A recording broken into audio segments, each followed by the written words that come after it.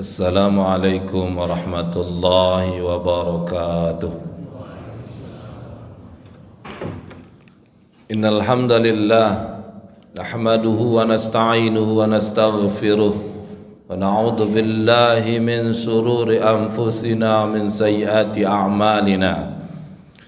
Man yahdihillahu fala mudilla lahu wa man yudlil fala hadiya lahu. Asyhadu an la ilaha illallah wahdahu la syarika lah wa asyhadu anna sayyidana Muhammad sallallahu alaihi wasallam. Allahumma fasalli wa sallim ala khairil khalqillah Muhammadin ibni Abdillah al-Mustafa Rasulullah sallallahu alaihi wasallam. Amma ba'du fa ya ibadallah, usini wa iyyakum bitaqwallah wa ta'atihi la'allakum turhamun. Qala Allah Ta'ala fil Qur'anil Karim, a'udzu billahi minasy syaithanir rajim, bismillahir rahmanir rahim. Ya ayyuhalladzina amanu taqullaha wal tanzur nafsum ma qaddamat lighada wattaqullaha innallaha khabirum bima ta'malun. Wa qala ayatil ukhra, lan yanalallaha luhumuha wala dima'uha walakin yanaluhu taqwa minkum. Sadaqallahul azim. Ma'asyiral muslimin, saudara-saudaraku yang berbahagia, alhamdulillah kita bersyukur kehadirat Allah. Hingga detik ini tentunya kita masih mendapatkan titipan nikmat dari Allah.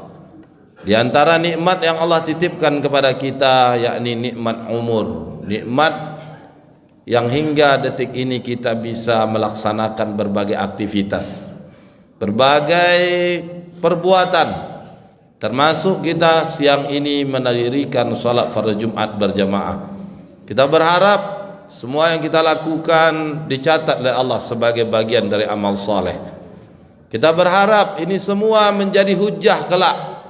Karena ingat, umur salah satu nikmat yang kelak dimintai pertanggungjawaban oleh Allah. An umrihi fima afna, tentang umurnya dia habiskan untuk apa. Maka mudah-mudahan hadirnya kita di hari ini, di siang Jumat yang mulia ini kelak menjadi hujah. Ketika Allah tanya tentang umur kita, kita bisa jawab, di antara umur yang kau berikan kepadaku, aku gunakan untuk senantiasa berada dalam ketaatan, insyaallah. Saudaraku yang dimuliakan oleh Allah, seperti yang kita pahami bersama, saat ini kita berada di penghujung bulan Zulqa'dah. Kalau tadi kita dapat informasi, saat ini hari ke-27, besok Sabtu, lusa Ahad, hari Ahad maghrib penentuan kapan masuknya 1 Zulhijjah. Coba saudaraku yang berbahagia, ketika kita di bulan haji, di bulan Zulhijjah, atau lebih dikenal juga bulan kurban, hari raya kurban, karena syariat di bulan itu ada perintah untuk menunaikan ibadah kurban. Bagi siapa? Bagi yang mampu. Bagi yang tak mampu tak berkurban, hukumnya makruh. Bagi yang mampu berkurban, hukumnya sunnah. Apa dasarnya? Nabi mengatakan dalam sabdanya, man kana lahu sa'atun, siapa yang beri kelapangan walam yudah, tak menyembelih hewan kurban, fala taqrabanna musallana, jangan mendekati tempat salat kami. Musallana, musalla tempat salat. Kalau dalam lafaz bahasa Arab, musalla itu lapangan yang luas digunakan untuk salat. Musallana, salat yang dimaksud adalah Idul Adha. Orang yang mampu tak berkurban maka tak layak, tidak mesti dia mendirikan salat Idul Adha. Dilarang oleh Nabi sallallahu alaihi wasallam. Sementara kita pahami Idul Adha hukumnya sunnah muakkadah, sunnah yang hampir mendekati pada wajib. Artinya kalau ada tidak mendirikan salat Id, maka tidak dicatat sebagai dosa. Karena kita paham betul kalau sunnah itu dikerjakan berpahala, kalau tak dikerjakan tak berdosa. Maka orang yang mampu tidak berkorban, Nabi larang untuk mendekati tempat salatnya. Maka ini melahirkan status hukum Yang mampu tak berkorban sunnah hukumnya makruh. Yang mampu berkorban maka hukumnya sunnah. Saudaraku yang berbahagia, ada persoalan sebenarnya yang mau kita angkat pada kesempatan waktu yang singkat ini. Sesuai dengan tradisi kebiasaan kita ketika melaksanakan ibadah kurban. Perlu diingat, ibadah kurban itu sebenarnya ibadah fardiyah, dilaksanakan oleh masing-masing orang. Namun ada semacam kearifan lokal, tradisi yang ada di negeri kita, berkurban secara berjamaah. Bolehkah itu dilakukan? Boleh, selama tak melanggar syariat. Namun prinsipnya berkurban itu pribadi.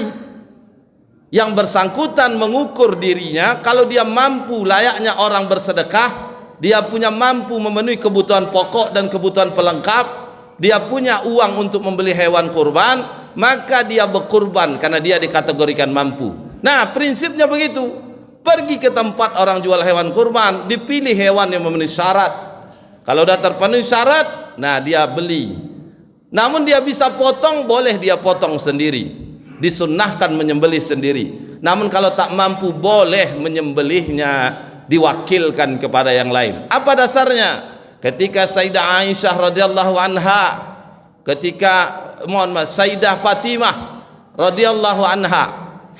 radhiyallahu anha, ketika itu beliau berkurban, Nabi SAW mengatakan kepada Fatimah, "Ya Fatimata, qumi fa'ashidi adhiyatak."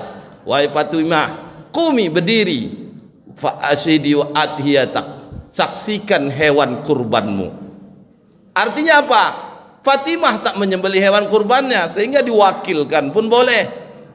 Tak jadi persoalan. Cuma muncul persoalan di mana? Nah, ketika kita wakilkan, karena prinsipnya ibadah kurban adalah fardiyah, maka semua aktivitas pelaksanaan ibadah kurban itu wajib ditanggung oleh yang berkurban. Nah, persoalannya di mana? Ketika diwakilkan ke panitia atau pengurus masjid musalla, atau terkadang di tempat tertentu dilaksanakan oleh Pak RT, mengakomodir, mengumpulkan jemaah warganya untuk berkurban. Nah, apa akad antara peserta dengan panitia? Kalau akad jual beli jelas tidak, karena panitia tak cari untung. Karena akad jual beli akad muawadah, akad bisnis, boleh mencari untung. Begitu pula kalau akadnya maklar samsaroh, contohnya si A punya tanah minta jualkan ke si B, si B menjualkan tanah si A. Ketika si B mau menjual, dia tanya, "Fee saya berapa?" "Fee kamu ambil 5% kalau terjual tanah nih. Dari harga misalkan 100 juta, fee kamu 5%. Nah, ditentukan untungnya di awal. Ini namanya maklar. Dalam istilah fikih namanya samsarah. Namun dalam praktek fakta akad pelaksanaan ibadah kurban antara peserta dengan panitia, saya yakin ini akadnya bukan jual beli, juga bukan akadnya upah mengupah, dan juga bukan akad samsarah. Namun apa akad yang tepat sebenarnya? Akad wakalah. Peserta mewakilkan ke panitia, ke pengurus untuk melaksanakan ibadah kurbannya, yang mestinya tadi fardiyah. Namun ingat, peserta kurban harus menanggung semua hal dari awal sampai akhirnya. Karena akadnya wakalah, maka posisi panitia pengurus dalam hal ini tidak posisinya sebagai wakil yang berkurban. Dia melaksanakan ibadah kurban. Wakalahnya bitabarruk, semata-mata mencari pahala di sisi Allah, menolong, tak ada tujuan mencari keuntungan. Cuma muncul pertanyaan, kalau dapat untung dikasih upah dalam akad wakalah boleh enggak? Dijawab oleh Syekh Wahbah Az-Zuhaili dalam kitabnya Fiqhul Islam wa Adillatuhu, hukum mendapatkan upah dari akad wakalah yang awalnya tujuan menolong, namun setelah selesai diberikan upah boleh, kata Syekh Wahbah Az-Zuhaili, karena jenis wakalahnya wakalah bil ujrah, mewakilkan suatu urusan, namun yang menerima wakil mendapatkan upah. Namun ingat, tujuan awalnya bukan mencari upah. Nah, ingat saudaraku yang berbahagia, berkorban yang kita cari raih hanya pahala dan predikat takwa di sisi Allah. Dalam surah ke-22 ayat ke-37 Allah Subhanahu wa taala berfirman, la yanalallahu luhumuha wala dima'uha walakin yanaluhu taqwa minkum. La yanalallah, sekali-kali tak pernah sampai di sisi Allah. Apa yang tak sampai di sisi Allah? Luhumuha, daging hewan kurban yang kau sembelih, wala dima'uha, tidak pula darahnya. Apa yang sampai di sisi Allah? Walakin yanaluhu taqwa minkum, yang sesampai di sisi Allah hanyalah predikat takwa. Yang berkurban dikasih kelebihan harta, dia mendekat kepada Allah melalui harta yang dia miliki, maka insya Allah pahalanya besar di sisi Allah. Namun kita yang belum punya kemampuan, belum bisa berkorban, mewakilkan mereka yang berkorban karena Allah semata, mengharapkan pahala di sisi Allah, maka insya Allah pahalanya juga besar di sisi Allah. Maka dari itu jangan rusak nodai perkara ibadah kita dengan perkara-perkara yang merusak pahala tersebut, sehingga dengan demikian kita mendapatkan apa yang kita harapkan. Yang berkorban mendapatkan takwa, yang tidak berkorban mendapatkan kemuliaan di sisi Allah. Fa'tabiru ya ulil absar la'allakum turhamun.